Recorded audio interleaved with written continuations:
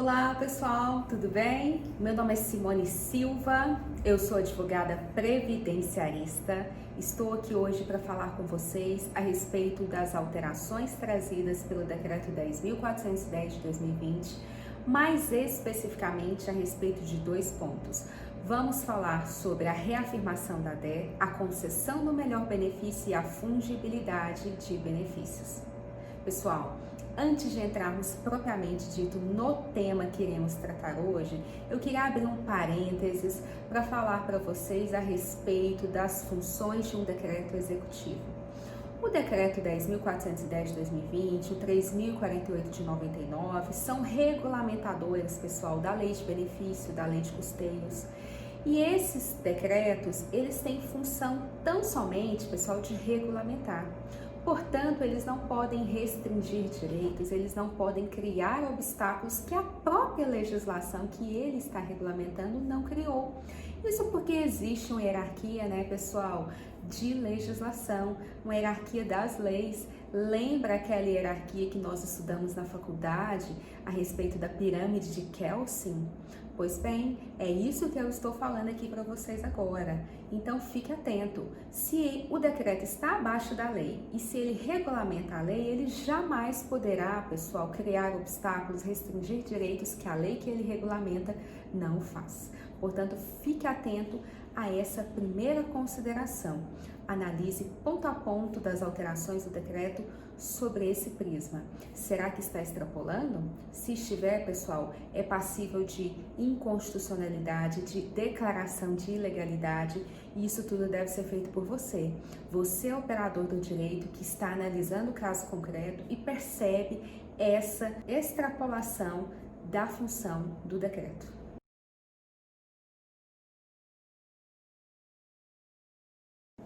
A reafirmação da DER está prevista no artigo 176-D do Decreto 10.410 de 2020. E, em suma, o artigo diz o seguinte: que se no momento do requerimento administrativo o segurado não implementar os requisitos para o benefício, mas vier a implementá-lo no momento posterior, antes da decisão do INSS, será possível a reafirmação da DER, sendo necessário, pessoal, a intimação do interessado para manifestar o seu interesse na reafirmação da DER. Em suma, é isso que o artigo 176-D do Decreto 10.410 tem na sua redação. Ficou bem parecido com o que já estava previsto lá na IN 77 de 2015, no artigo 690. Porém, aqui nós temos uma restrição temporal. Veja que o artigo 176-D, ele fala que essa reafirmação, ela será possível até a decisão do INSS, aquela decisão da agência, da APS. Porém, o artigo 690 da IN não trazia essa limitação temporal. Além disso, pessoal, o enunciado número 11 do CRPS, do Conselho de Recursos da Previdência Social, ele também trazia essa previsão da reafirmação da DER e ele colocava que essa reafirmação seria possível até o momento do cumprimento da decisão do CRPS, ou seja, até a implantação do benefício. Nós tínhamos ali um marco temporal, um lapso temporal, aliás, muito maior do que o decreto trouxe. É muito bom, né, que o decreto tenha previsto essa reafirmação da DER de forma específica, de forma taxativa, porém essa limitação temporal não ficou muito boa, né, pessoal? Parece que está caminhando de forma contrária ao que vem sendo decidido na jurisprudência administrativa e também na jurisprudência judicial, porque nós sabemos que o tema 995 do STJ já tem como entendimento de que é possível a reafirmação da DER até as instâncias ordinárias. O que são as instâncias ordinárias, pessoal? Instâncias ordinárias são aquelas até o momento em que nós podemos fazer a produção de provas. Vamos falar de uma forma mais fácil. Para o processo que tramita no Juizado Federal, é até a turma recursal. Para o processo que tramita na Vara Federal, pessoal, é até o TRF. Por quê? Porque as instâncias extraordinárias, as instâncias constitucionais, são instâncias que não permitem mais produção de prova, que o julgador adentre a análise fática, portanto, não seria possível fazer essa reafirmação nas instâncias extraordinárias, mas tão somente nas instâncias ordinárias. E qual é a aplicação prática da reafirmação da DER para você, para mim, para o seu cliente? Muito, pessoal, muito grande essa aplicação. Por quê? Olha só, é muito comum você pegar no seu escritório pessoas que entraram com requerimento pensando que tinham direito ao benefício. Vamos dar um exemplo. A aposentadoria, a antiga aposentadoria por tempo de contribuição da mulher, na qual era exigida 30 anos de contribuição. Vamos supor que ela deu entrada no requerimento sozinha e acreditava ter 30 anos de contribuição, mas na verdade, no momento em que ela deu entrada no benefício, ela tinha então somente 29 anos e 6 meses, estava faltando 6 meses. Então, durante a tramitação do processo administrativo, essa segurada veio a implementar o requisito tempo de contribuição. E aí, vamos perder o processo inteiro por causa disso? Não, a reafirmação da DER é justamente isso, a técnica de reaproveitamento do processo administrativo. Pessoal, então com a reafirmação da DER, nós poderemos salvar esse processo administrativo que acabamos de comentar. Não seria necessário se fazer um novo requerimento, seria necessário tão somente que o segurado manifestasse o seu interesse na reafirmação da DER. E isso, pessoal, tem previsão legal. Olha, o artigo 493 do CPC já trata sobre isso. Por quê? O artigo 493 vai dizer que se após a propositura da ação acontecer um fato superveniente que seja constitutivo, modificativo ou extintivo do direito, o julgador deve considerá-lo no momento do julgamento da causa. Portanto, nós não estamos tratando, pessoal, de algo que surgiu do nada.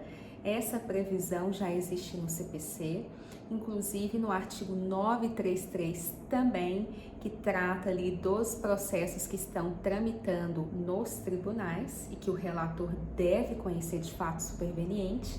Portanto, isso é uma técnica que já está prevista no processo civil, estava prevista na IN 77 de 2015 e agora está prevista no Decreto 3.048 de 99 por força da alteração trazida pelo Decreto 10.410 de 2020. Fazendo um parênteses aqui no tema 995 do STJ, recentemente esse tema foi revisitado, né, pessoal, por meio de embargos de declaração opostos pelo INSS. E aí surgiu aquela dúvida. Muitas pessoas estão dizendo, olha, não é possível o pagamento de valores atrasados se o implemento dos requisitos para o benefício surgiu depois de finalizado o processo administrativo, mas antes da propositura da demanda. E não nos parece ser essa a melhor interpretação. Por quê? O fato superveniente, aquele que constitui o direito, ele forma o direito. É ali que nasce o direito do segurado. Então, a partir do momento que esse direito nasce, são devidos os pagamentos das verbas atrasadas. Portanto, se esse direito surgiu depois de finalizado o processo administrativo, mas antes da propositura da demanda, o direito surgiu. E esse é o momento em que é devido o pagamento do benefício. Essa será a data do início do benefício. Evidentemente que a DER se deu lá atrás, porém, a data do início do benefício vai ser fixada na data em que houve o implemento dos requisitos necessários para tanto. E aqui, pessoal, também não haveria que se falar na necessidade de um novo requerimento administrativo. Na verdade, nós já temos um requerimento administrativo, porém, não houve o implemento dos requisitos na data da entrada do requerimento, mas houve a implementação desses requisitos no momento posterior, e esse será o momento da data do início do benefício e também a data do início do pagamento desse benefício. Eu queria fazer esse parêntese porque é algo muito novo e nós entendemos dessa maneira. Na verdade, também o professor José Savares entende dessa maneira a respeito desse tema que foi recentemente rediscutido pelo STJ. E dando uma dica prática aqui para vocês, você advogado que atua no direito previdenciário, sempre que for atender um cliente, dá uma olhadinha no meu INSS. Verifica se ele realmente não tem um requerimento anterior, talvez ele tenha um requerimento no qual ele ainda não havia implementado o requisito, esse requisito veio a ser implementado 6 meses, 1 ano depois, e aí talvez você possa reaproveitar esse requerimento com a tese da reafirmação da DER. É óbvio que a data do início do benefício não será fixada na DER, mas ela será fixada na data em que ele implementou esse requisito para o benefício. Pessoal, essa é a reafirmação da DER, agora prevista também no Decreto 10.410 de 2020, que alterou o Decreto 3.048 de 99.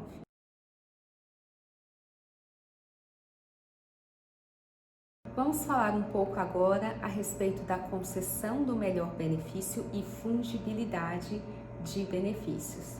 Pessoal, o artigo 176-E do Decreto 10.410 de 2020 inseriu essa previsão. Nós já sabíamos que essa previsão da concessão do melhor benefício já estava na IN 77 de 2015, nos seus artigos 687 e 688. Porém, pessoal, agora essa previsão também está dentro do decreto regulamentador da Previdência Social. Como eu já falei para vocês, isso é muito positivo, porque isso vincula o servidor do INSS. Uma coisa é a IN falar que tem que conceder o melhor benefício. Outra coisa é o decreto regulamentador da Previdência determinar que se conceda o melhor benefício e com um parênteses, pessoal, ainda que diverso do benefício pleiteado. Olha que bacana. Então, o artigo 176-E, ele tem exatamente essa redação. Ele fala, em suma, que caberá ao INSS conceder o benefício mais vantajoso ao segurado, ainda que diverso do requerido. Mas tem aqui uma condição, desde que os elementos constantes do processo administrativo assegurem o direito. O decreto também faz uma ressalva, assim como na reafirmação da DER, que o interessado deve ser intimado a respeito dessa possibilidade de concessão de um melhor benefício, ainda que diverso do pleiteado, para que ele manifeste o seu interesse. Então, pessoal, essa previsão veio a calhar. Por quê? Quantas vezes a gente recebe no nosso escritório, esse exemplo aqui é clássico, clientes que entraram com o pedido de LOAS idoso, BPC LOAS idoso, tinham mais de 65 anos, talvez já tinham uma vida laborativa de mais de 180 contribuições e acreditavam que não tinham direito à aposentadoria por idade porque não estavam trabalhando no momento do requerimento. Então pediram BPC idoso e foi concedido, porque tinha o requisito etário, às vezes cumpria lá a questão da miserabilidade. Porém, depois se percebe que ele tinha direito à aposentadoria por idade, porque já tinha idade, já tinha carência, não é exigida a qualidade segurada no momento do requerimento. E aí essa pessoa chega no seu escritório, doutor, eu não estou recebendo 13º, não estou entendendo o que está acontecendo. Olha a oportunidade de você utilizar essa previsão que antes estava na IN e agora está no decreto. Porque veja só, é obrigação do servidor do INSS conceder o melhor benefício, ainda que diverso do pleiteado. O segurado não sabe, pessoal, quais são os requisitos do benefício que ele faz direito, do benefício que ele está pedindo. E o servidor do INSS muitas vezes não olha, não verifica o CNIS, não faz a contagem do tempo de contribuição e acaba concedendo um benefício que não é o mais vantajoso. Mas agora a situação vai ser alterada. Por quê? Há uma obrigação do INSS em conceder o melhor benefício, ainda que diverso do pleiteado. Essa previsão do artigo 176-E do Decreto 10.410 de 2020 traduz, pessoal, aquilo que nós conhecemos como acertamento da relação jurídica da proteção social, tão defendida, tão debatida pelo nosso querido José Antônio Tavares. E o que isso quer dizer, pessoal? Quer dizer que o direito previdenciário é um direito fundamental, está intimamente ligado com os direitos da pessoa humana, com a dignidade da pessoa humana. Portanto, por se tratar de um direito fundamental, ele tem uma eficácia vinculante. Então, pessoal, isso não pode ser restringido sem previsão legal. Aqui nós estamos diante, aliás, de uma jurisdição não de controle do ato administrativo. Não cabe ao juiz dizer tão somente está certo ou está errado. Não, nós estamos diante de um direito fundamental, portanto ele exige uma proteção social. Então cabe aqui ao julgador ir além e dizer: não foi porque você pediu o benefício errado que eu não vou te conceder o benefício a que você faz jus, porque se você tem direito, você faz jus a receber do Estado juiz o direito a que você tem, nem mais nem menos. Esse é o acertamento, pessoal, da relação da proteção social. Então, o artigo 176 veio consagrar dentro do decreto aquilo que a doutrina já vem tratando. Sem falar, pessoal, que esse tema também já tem sido objeto de destaque, inclusive está para ser julgado na TNU no seu tema 217. O tema 217 da TNU, ele visa justamente discutir essa questão. Se é possível ao julgador conceder benefício diverso do pleiteado na via administrativa. E agora, pessoal, com essa previsão do Decreto 10.410, no seu artigo 176-E, da fungibilidade, ou seja, de concessão de benefício diverso do pleiteado, eu acredito que esse tema deve ser encaminhado como ser possível, sim, aceitar um pedido diverso daquele que foi feito na via administrativa. Além disso, pessoal, o STJ já vem decidindo há algum tempo sobre essa possibilidade de concessão de benefício diverso do pleiteado. Para fechar aqui a nossa aula, para fechar esses pontos que nós conversamos hoje, a respeito da concessão do melhor benefício, a respeito da concessão de um benefício diverso do pleiteado, da reafirmação da DER, eu queria trazer para vocês 2 princípios.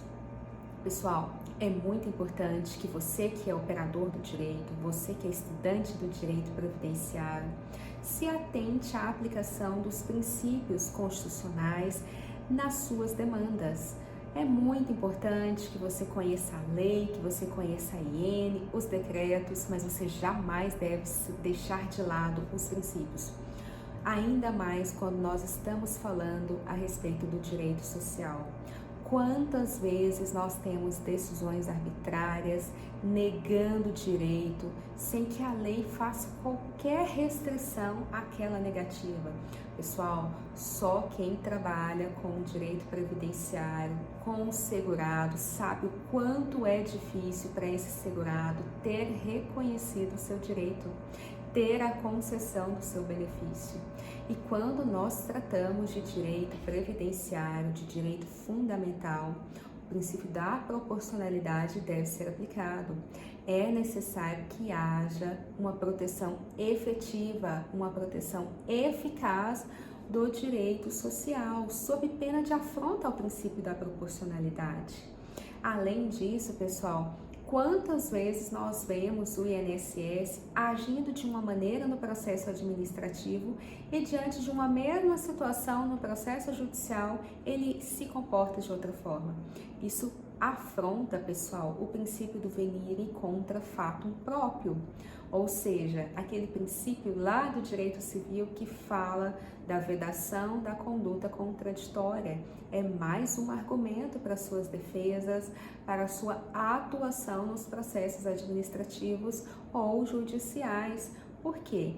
Se o INSS, diante de uma mesma situação, tem um comportamento contraditório, ele está agindo contra esse princípio. E quantas vezes isso acontece, não é mesmo, pessoal? Quantas vezes você já ouviu falar, não, isso na justiça ganha e no administrativo não ganha? Isso me parece que está errado, não está não, pessoal? Além do que, recentemente nós tivemos aí, né, uma reunião do CNJ com o INSS para a formação de um comitê de desjudicialização de demandas previdenciárias. Então, jamais o INSS vai poder se comportar de uma forma no administrativo e diante da mesma situação de outra forma no processo judicial. Pega essa dica da aplicação desses dois princípios, da proporcionalidade, do venir contra fato próprio para a sua atuação prática. Espero que vocês tenham gostado e muito obrigada!